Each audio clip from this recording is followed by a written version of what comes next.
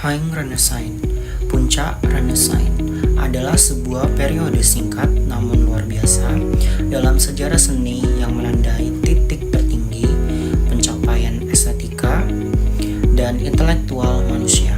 Berpusat di Roma di bawah perlindungan para paus, periode ini melahirkan karya-karya yang hingga kini dianggap sebagai standar kesempurnaan dunia. Berikut adalah narasi singkat mengenai era keemasan tersebut. Yang pertama, ada pengejaran harmoni dan keseimbangan. Berbeda dengan periode awal yang masih bereksperimen, High Renaissance sekitar 1490 hingga 1520 adalah saat di mana seniman berhasil menguasai teknik perspektif, anatomi, dan cahaya secara mutlak. Fokus utamanya adalah idealisme, penggambaran sosok manusia dan alam yang melampaui realitas, mencapai harmoni yang dianggap menyerupai rancangan ilahi. 2. Tiga raksasa seni. Era ini didominasi oleh tiga jenius besar yang memiliki karakter berbeda namun saling melengkapi. Leonardo da Vinci, sang pengamat alam yang memperkenalkan teknik sfumato, gradasi warna yang halus seperti asap dalam karya seperti Mona Lisa. Michelangelo, sang pengamat yang memandang tubuh manusia sebagai manifestasi jiwa, terlihat dari kemegahan patung David dan langit-langit Kapel Sistina. Raphael, sang maestro komposisi yang menciptakan karya-karya dengan keseimbangan dan keanggunan yang sempurna, seperti The School of Athens. 3.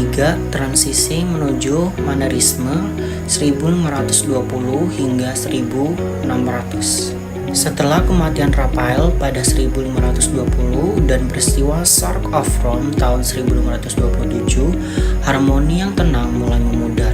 Seniman generasi berikutnya mulai bosan dengan keseimbangan sempurna dan beralih ke gaya Manierisme. Mereka mulai menggunakan warna-warna yang kontraks, proporsi tubuh yang dipanjangkan, dan komposisi yang sengaja dibuat rumit, dramatis sebagai bentuk ekspresi emosional yang lebih intens. Selanjutnya ada ringkasan ciri khas. Aspek karakteristik utama, teknik penguasaan penuh atas perspektif linear dan anatomi manusia. Komposisi, penggunaan bentuk piramida dan simetri untuk menciptakan ketenangan. Filosofi, humanisme, keyakinan bahwa manusia adalah pusat dunia yang rasional dan indah. Seni di era High Renaissance bukan sekedar meniru alam, melainkan menyempurnakan melalui rasio dan keindahan. Di sini saya akan melanjutkan materi yang telah dijelaskan oleh rekan saya sebelumnya. Dalam konteks musik era High Renaissance, sekitar 1500 sampai 1600, narasi utamanya adalah tentang transisi besar. Ini adalah masa di mana emosi manusia mulai mewarnai struktur matematika pada musik abad pertengahan. Berikut adalah narasi singkat mengenai peran modis dan munculnya triad pada era tersebut. Sistem modis, fondasi yang mulai meluntur. Pada puncak Renaissance, musik masih berpijak pada 8 mode gereja seperti Dorian, Phrygian, Lydian, dan lain-lain. Namun para komposer mulai merasa sistem ini terlalu kaku. Mereka mulai menggunakan perubahan nada musik kita untuk menghindari interval yang sumbang. Secara perlahan, preferensi pendengaran manusia mulai bergeser dari sistem mode yang kompleks menuju cikal bakal sistem mayor dan minor yang kita kenal sekarang. Kedua, kelainan triad. Inilah revolusi terbesar di abad ke-16. Jika musik sebelumnya lebih fokus pada garis melodi yang sering bekerja kontrapung, komposer High Renaissance seperti George Quinn, Desfres, dan Palestrina mulai memperhatikan tumpukan nada secara vertikal. Triad tiga nada menggunakan interval third nada ketiga dan stick nada keenam yang dulunya dianggap kurang stabil kini menjadi standar keindahan. Sonoritas tumpukan tiga nada akar ketiga dan kelima menciptakan suara yang lebih kaya, hangat, dan penuh yang menjadi dasar harmoni musik barat selama ratusan tahun ke depan. Untuk yang ketiga, keseimbangan antara melodi dan harmoni. Pada periode ini, Modest memberikan kerangka spiritual sementara Triad memberikan bobot emosional.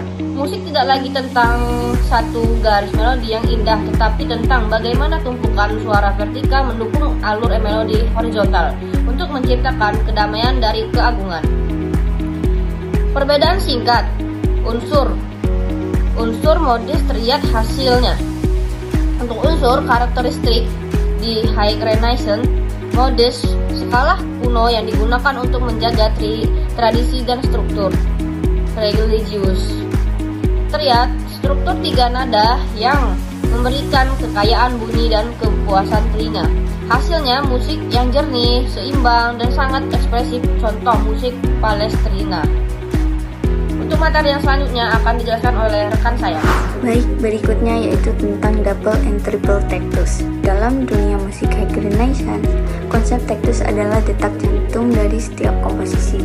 Berbeda dengan sistem time signature modern yang kaku, tectus adalah denyut nadi yang stabil, biasanya diukur dengan gerakan tangan dan turun yang tenang. Berikut penjelasan singkat tentang double and triple tectus yang mendefinisikan ritme pada masa itu. Yang pertama yaitu tectus sebagai denyut nadi manusia. Pada abad ke-16, musik tidak mengenal garis birama yang memisahkan nada secara visual. Sebaliknya, penyanyi mengikuti tectus atau sebuah unit waktu yang konstan, kira-kira setara dengan detak jantung orang yang sedang beristirahat atau langkah kaki yang santai. Yang kedua yaitu double tectus, keseimbangan dan ketenangan. Double tectus atau binur adalah standar emas dalam musik liturgi High Renaissance. Nah, gerakannya bergerak turun satu ketukan dan naik satu ketukan secara simetris, yaitu 1:1. Kesan menciptakan suasana yang stabil, agung, dan jernih. Ini adalah refleksi dari keteraturan alam semesta dan rasionalitas manusia pada zaman itu. Yang ketiga yaitu triple tectus, simbol dan kegembiraan. Nah, perubahan dari double ke triple tectus atau terner seringkali membawa pergeseran energi yang signifikan dalam sebuah karya. Yang pertama yaitu gerakan. 3 ketukan dikelompokkan dalam satu siklus tectus, 2:1 atau 1:2. Yang selanjutnya yaitu makna religius, sering dikaitkan dengan simbolisme Trinitas, berupa Bapa, Putra, dan Roh Kudus. Nah, selanjutnya itu kesan memberikan efek berayun atau dansa yang lebih dinamis dalam misa atau motet. Perubahan triple sering digunakan pada bagian teks yang penuh sukacita. Perbandingan visual sederhana sendiri dari jenis tectus itu. Yang pertama yaitu double. Pembagian ketukan dari double yaitu 2 atau 4 bagian. Karakteristik suasananya sendiri yaitu stabil, formal, dan kontemplatif. Nah, untuk jenis tectus triple atau triple, pembagian ketukan yaitu menjadi 3 bagian. Karakteristik suasananya sendiri yaitu mengalir, berdansa, dan ekspresif. Proses transisi atau proportions. Para komposer Renaissance menggunakan sistem proportions untuk beralih antara double ke triple. Misalnya, tanda sexqualitera akan memerintahkan penyanyi untuk memasukkan 3 nada dalam ruang waktu yang biasanya diisi 2 nada tanpa mengubah tempo dasar tectusnya. Nah, poin penting sendiri dari tectus adalah pengikat harmoni. Meskipun melodi suara sopran hingga bass saling bekerja secara polifonik, mereka semua tunduk pada satu denyut nadi yang sama. Yang selanjutnya yaitu contoh dari double and triple tectus. Untuk memahami bagaimana double dan triple tectus bekerja dalam praktik nyata, kita bisa melihat karya maestro terbesar High Renaissance, yaitu Giovanni Virgilio da Palestrina.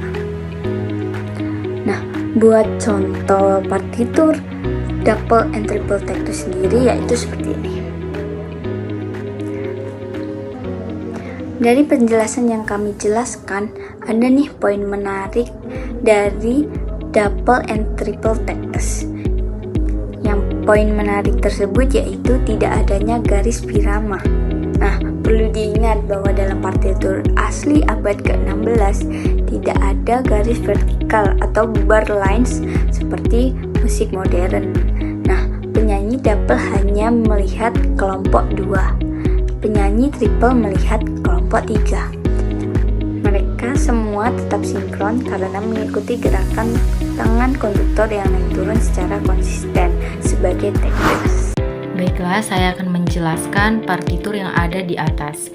Nah, pada bagian birama pertama ataupun bagian adagio, tangan kanan memainkan rangkaian nada cepat atau ornamen yang terlihat seperti C, D, E, F, dan G dengan beberapa passing tone dan morden. Nah, nada-nada tersebut membentuk pola melodik diatonik C mayor. Nah, lalu tangan kirinya itu mengisi harmoni dengan nada yang lebih rendah yang mendukung pusat tonal C. Nah, lalu chord yang terbentuk ataupun harmoni utama yang muncul pada birama pertama ini yaitu C, E, G ataupun C mayor ataupun progresi 1. Kemudian bergerak menuju G, B, D atau G mayor atau progresi 5. Jadi progresinya dapat dibaca sebagai 1 ke 5. Lalu interval harmoni kanan kirinya pada birama pertama ini yaitu tangan kanan menekan C, lalu tangan kiri menekan C. Itu adalah unison ataupun oktav. Lalu yang kedua, tangan kanan menekan nada E, tangan kiri menekan nada C, yaitu interval thirds. Lalu tangan kanan menekan nada G, lalu tangan kiri menekan nada C, yaitu interval quint. Nah, interval yang sering muncul di bagian ini adalah thirds, quint, dan octave. Itu adalah khas harmoni awal musik barok. Nah, lalu di birama keduanya yaitu terlihat pola run, cepat, turun, dan naik pada tangan kanan. Nah, nada yang terlihat membentuk pola seperti G, F, E, D, dan juga C. Ini menunjukkan gerakan descending scale. Lalu chord yang terbentuk yaitu harmoninya bergerak dari G mayor atau 5 menuju C mayor ataupun 1 sehingga progresinya dari 5 ke 1. Nah, lalu pada birama ketiga bagian ini tempo berubah menjadi prestissimo. Lalu nada yang tampak berbentuk pola arpeggio seperti C, E, G, C.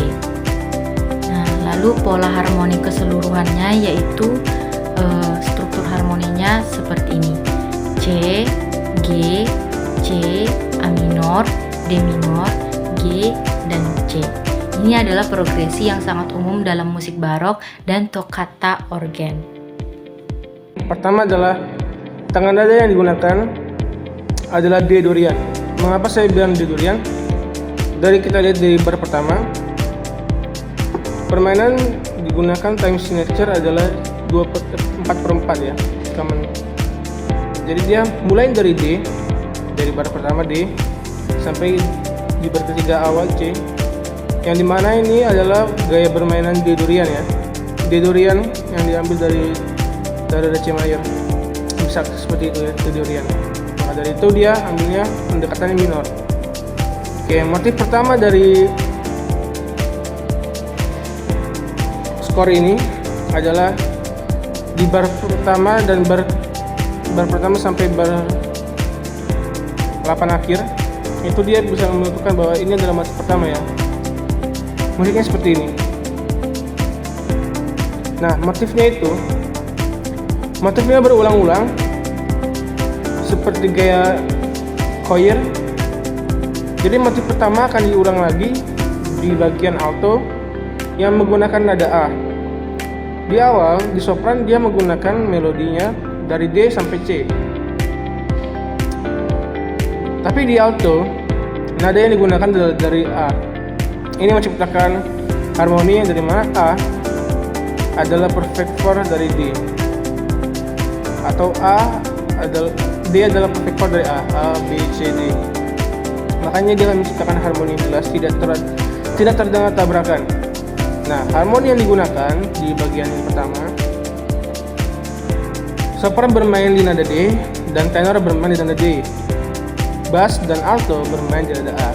Dia menciptakan harmoni oktav dan harmoni perfect chord. Dan ini menjadikan suaranya harmonis dan tidak tabrakan. Oke, progresinya adalah 2 minor dari bar pertama, bar kedua itu udah masuk ke 6 minor, bar 4 awal masuk ke 5 mayor, dan bar ke-7 bar ke-6 sudah masuk ke 6 minor lagi. Lalu mengulang lagi di bagian bar ke-9 ya, sama kayak tadi cuma berbeda. Nah, di bar kedua juga bar yang selanjutnya adalah 2 minor, 6 minor dan 5 mayor, dan di akhir di 4 mayor. Baru ntar 2 minor sampai lembar ke selanjutnya. Jadi 2, 6, 5, 4 ya. Ini progresi yang dicari oleh William Hart pada 1992. Nah, motifnya adalah nada pertama yang kita dengar awal itu diulang-ulang dan pelebaran. Nah, di motif saya bagi motifnya menjadi 2. Motif A1 adalah bagian pertama sampai bagian ke bar 1 sampai bar 9. Motif kedua B adalah bagian bar 9 akhir dan 10 sampai bar ke 16, dimana ini akan ada namanya augmentasi atau pelebaran dari nada yang dimana akan kita dengar di bagian bar ke 17 sampai 20 augmentasinya. Nah, nada-nada yang digunakan sebenarnya durian semua. Harmoni yang digunakan juga harmoni yang hampir mirip, dimana pengulangan. Jadi ini adalah tema pertama di lembar pertama dari 2 motif yang diulang-ulang dan pelebaran di bar 17 dan akhir di lembar 1 ini. Harmoni yang digunakan sebenarnya perfect chord dan perfect fifth juga ya. Misalnya kita lihat di bagian bar kedua, itu kan dia tadi saya bilang A ke D itu 4 perfect chord, dan masuknya juga melodinya di bar ketiga di akhir ada B, dan ketika nada B itu bersama dengan alto dia menghasilkan ada nada D sama B ya. Gimana ini mirip seperti, makanya dia masuk ke chord 5 karena dia ambil BD dari GBD. Adalah 3 dan 5 nya dari G itu harmonis. Dan di bar ke-4 ya, bisa kita lihat tuh ada kayak pergerakan yang mirip, dimana alto bermain nada E, F, G, dan sopran bermain nada G, A, B. Ya, jadi kan kalau kita lihat E ke G, E, F, G, 3 sama juga seperti F ke A, 3. Jadi menciptakan harmoni touch ya. Nah, lalu kita bisa lihat juga dari permainannya, motif-motifnya ada juga perbedaan motif di bagian motif A2 nya. Ketika di bar ke-17 di bass dia sudah merubah motifnya, namun tetap sama seperti motif awal. Jadi ada pengulangan motif di bagian cara ini. Terima kasih. Pada slide kedua, beberapa suara berjalan bersamaan tetapi memiliki melodi sendiri. Setiap suara saling meniru tema yang sama. Tema utama diperkenalkan oleh satu instrumen, lalu tema dari instrumen lainnya menirunya dengan jarak waktu tertentu.